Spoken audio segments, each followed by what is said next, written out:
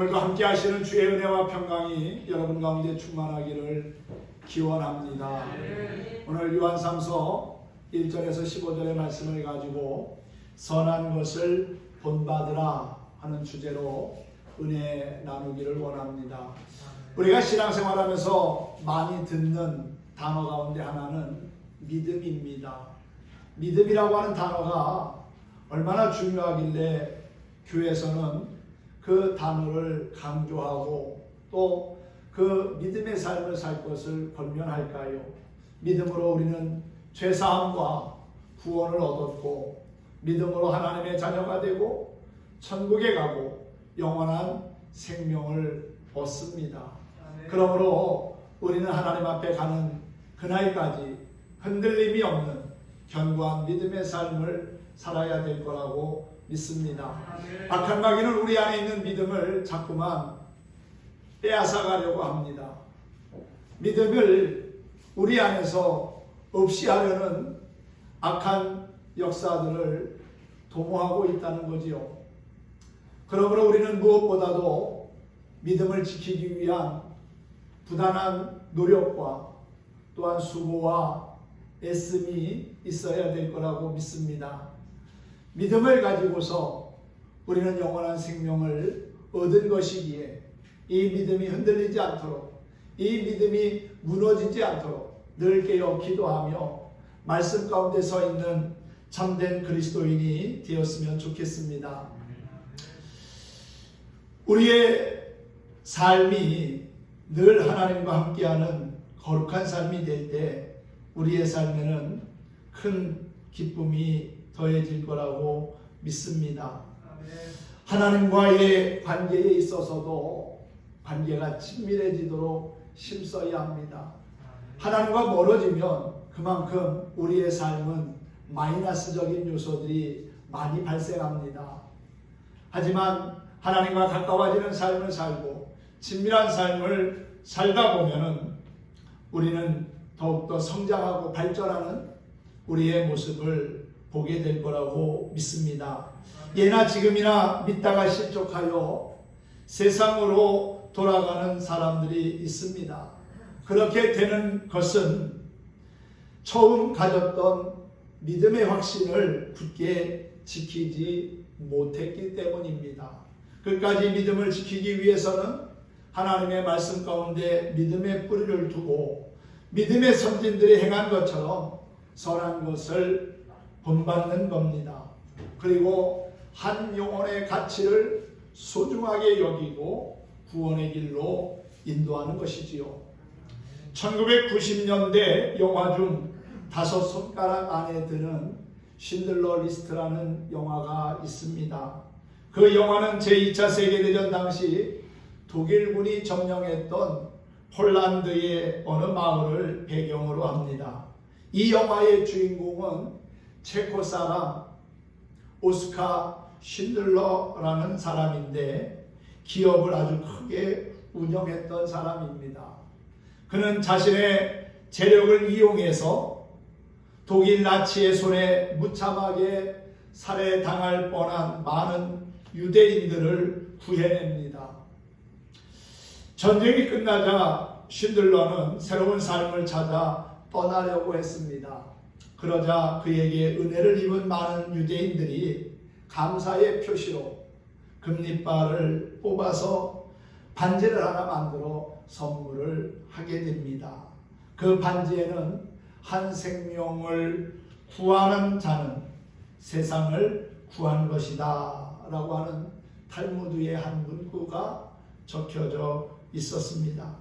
그 반지를 받아든 신들러는 자신이 타고 갈 자동차를 가리키면서 이렇게 말합니다. 내가 이 차를 팔았더라면 10명은 더 구할 수 있었을 터인데 내가 왜 이 차를 팔지 않았을까? 그리고 또한 자신의 옷에 붙어있는 나치 배지를 빼면서 이 배지 금으로 만든 이것을 팔았더라면 2명은 더 구할 수 있었을 터인데 구하지 못한 그러한 죄책감과 안타까움을 가지고 내가 하지 않았다는 자책감에 흐느끼는 모습을 보입니다. 그는 1200명이 넘는 유대인들을 구했음에도 불구하고 한 사람의 소중함을 잘 알고 있었기에 구하지 못한 생명들을 안타까워하며 오열할 수밖에 없었던 것입니다. 신들러가 유대인들을 구하기 위해서 자신의 재산을 지불한 것처럼 예수 그리스도는 저와 여러분을 구원하기 위해서 죽음이라고 하는 엄청난 대가를 지불하셨습니다. 그 희생으로 우리는 구원을 받았고 새 생명을 얻었으며 하나님의 자녀가 된 것입니다. 할렐루야.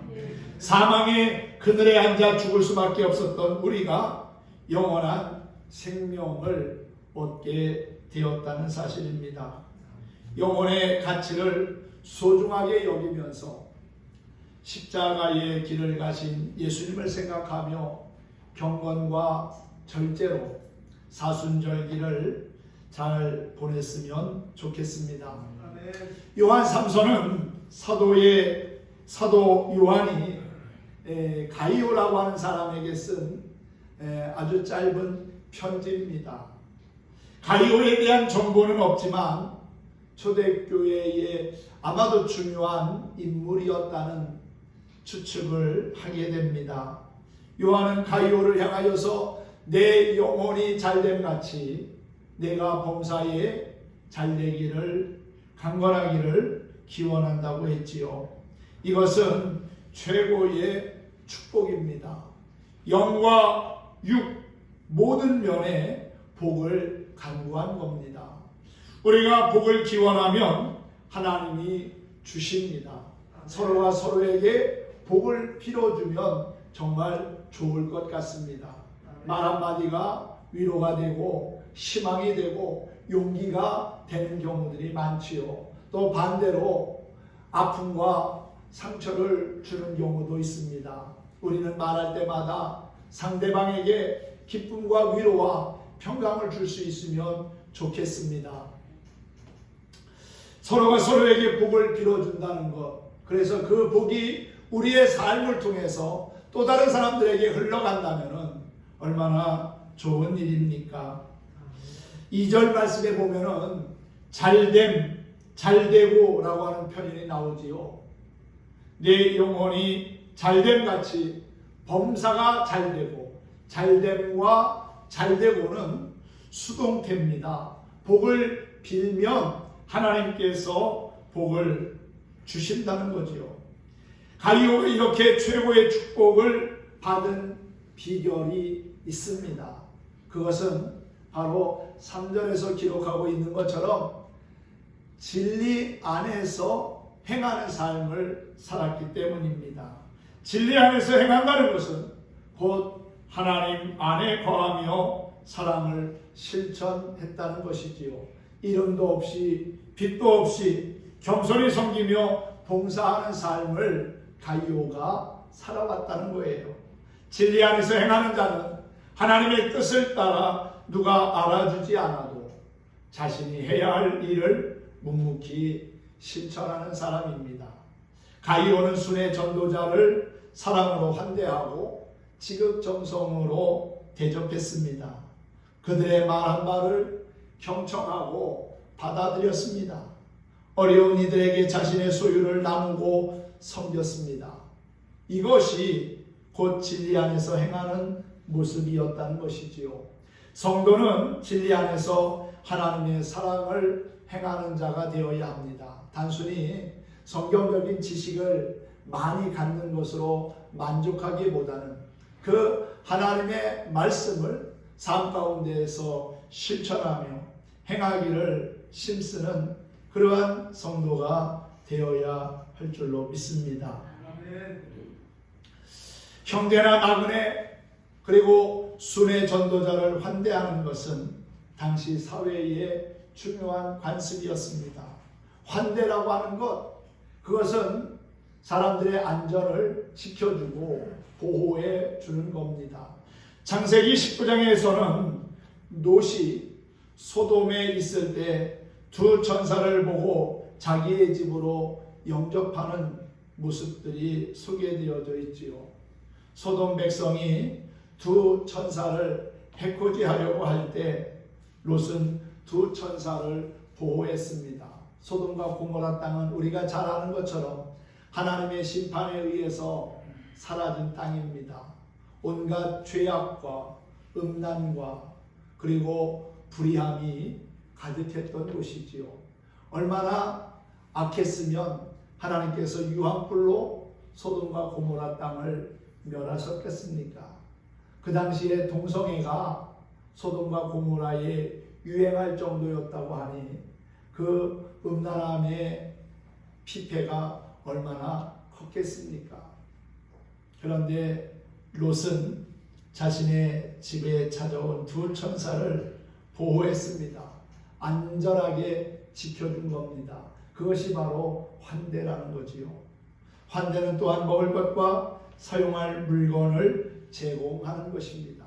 상을 차려주고 잔이 넘치도록 채워주는 겁니다.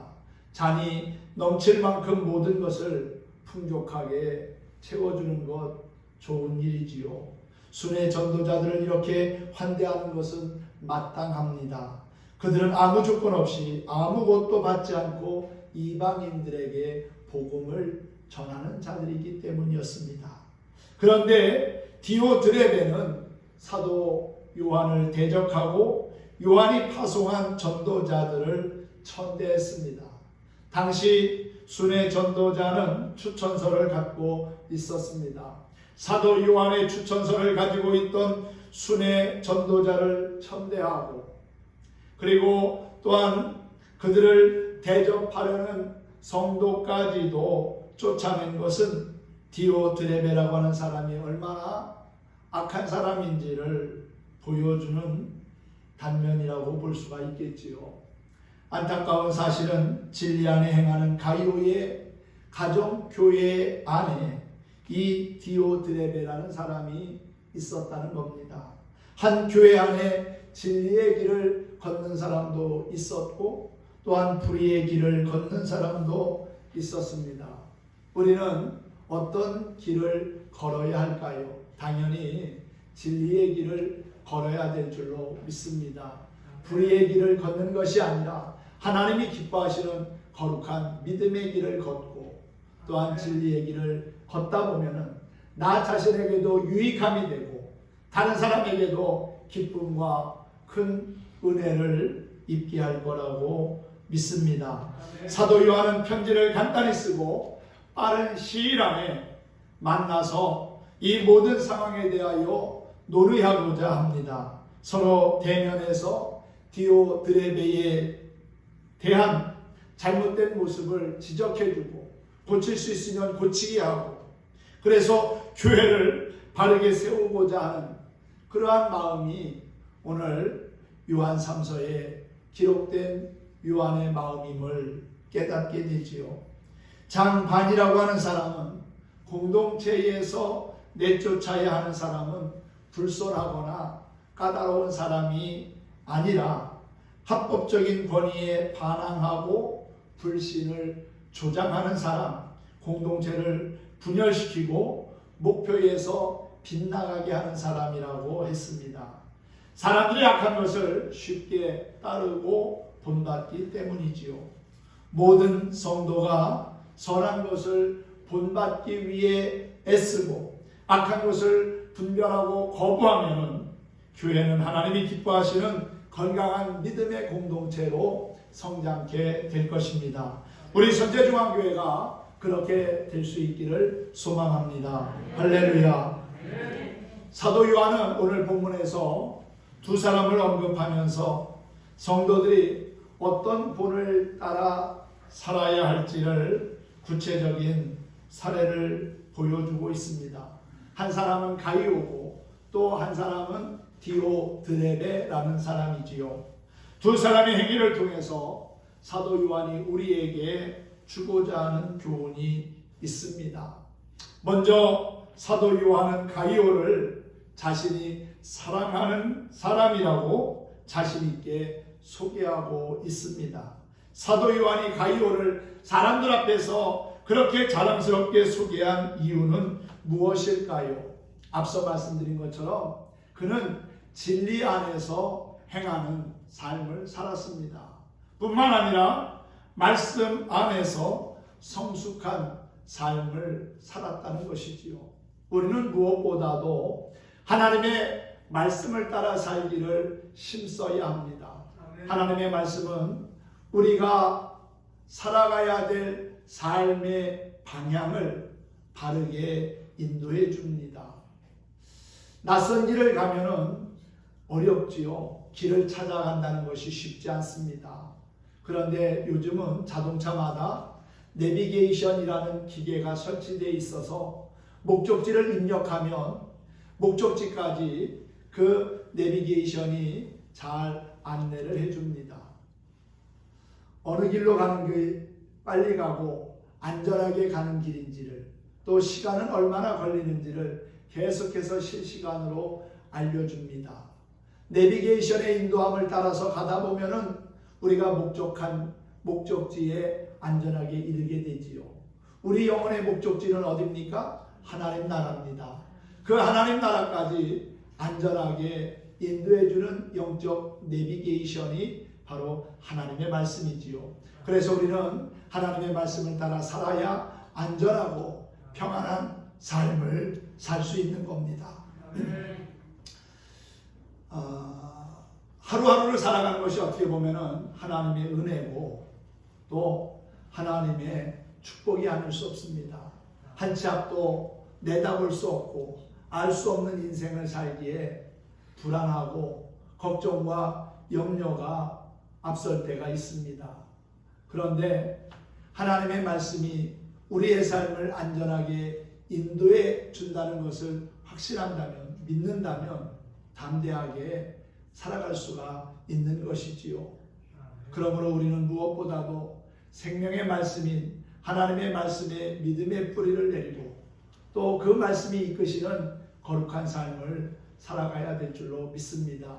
가이오가 사도 요한으로부터 칭찬받고 자랑의 대상이 될 수 있었던 것, 진리 안에서 행할 뿐만 아니라 하나님의 말씀에 합한 거룩한 삶을 그가 살았기 때문이라는 겁니다. 가이오는 사도 요한을 통해서 말씀을 배웠으며 또한 배운 말씀을 삶에 적용하며 사는 사람이었습니다.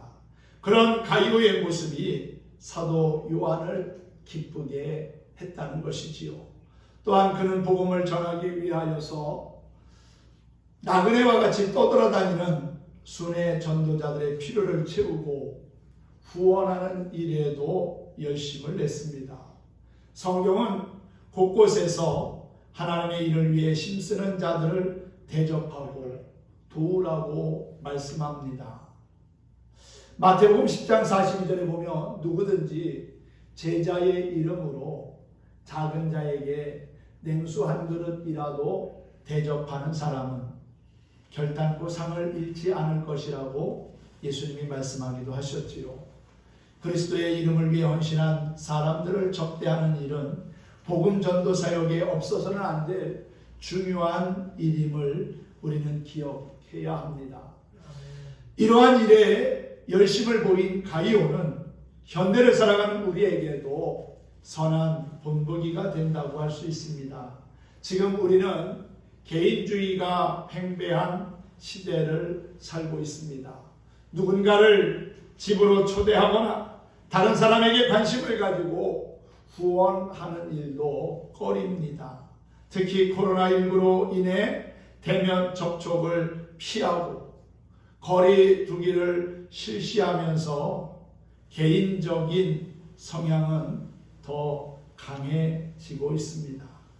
그러나 어떤 경우에도 성도들은 사랑을 실천하는 일과 복음을 전파하고 선교하며 후원하는 일을 결코 멈춰서는 안 될 것입니다. 엘리야를 공개했던 사르밧 과부처럼 또 엘리사에게 세심한 배려를 아끼지 않았던 수넴 여인처럼 선한 행실은 하나님이 기억하시며 은혜와 복이라고 하는 열매를 거두게 하실 겁니다. 하나님 앞에서나 사람 앞에서 부끄럽지 않은 모습으로 선한 삶으로 영광을 돌리는 우리 모든 성도들 될 수 있기를 주님의 이름으로 축원합니다. 그렇다면 디오드레베라는 사람은 어떤 사람입니까? 가이오는 진리 안에서 행하였고 또한 순회 전도자들을 돕고 말씀 안에 거하는 거룩한 삶의 본을 보였는데 디오드레베라는 사람은 어떠한 모습을 보이고 있습니까? 그도 역시 교회 안에서 영향력을 갖춘 사람으로 소개가 됩니다. 그런데 그가 끼친 영향력은 그렇게 썩 좋은 영향력은 아니었습니다. 오히려 공동체를 불편하게 하고 힘들게 했다는 겁니다. 사도 요한은 그를 가리켜서 으뜸이 되기를 좋아하는 자라고 경고하고 있지요.